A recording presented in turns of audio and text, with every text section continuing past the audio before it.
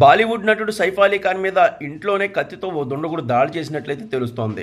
అర్ధరాత్రి ఇంట్లోకి ప్రవేశించిన దుండగుడు సైఫ్ అలీ ఖాన్ మీద ఒకేసారి అటాక్ చేయడంతో ఆయన తీవ్రంగా గాయపడినట్లయితే తెలుస్తుంది. అయితే పోలీసులు ప్రాథమికంగా అతడు ఒక దొంగ అయి ఉంటాడని, ప్రతిఘటనలో సైఫ్ అలీ ఖాన్కు తీవ్రంగా గాయాలైనట్లయితే చెబుతున్నారు. కానీ అసలు సైఫ్ అలీ ఖాన్ ఇంట్లోకి అతడు ఎలా ప్రవేశించాడు, ఏంటి అనే విషయాలైతే బయటకు రావడం లేదు.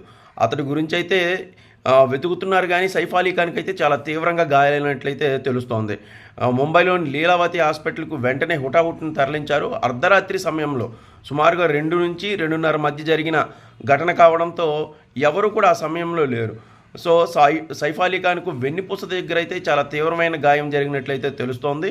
ప్రస్తుతం ఆయన యొక్క మెడికల్ అప్డేట్ అయితే ఇంకా బయటకు రాలేదు. సో దుండగుడి గురించి అయితే ముంబై పోలీసులు మొత్తం అంతా జల్లెడ పడుతున్నారు.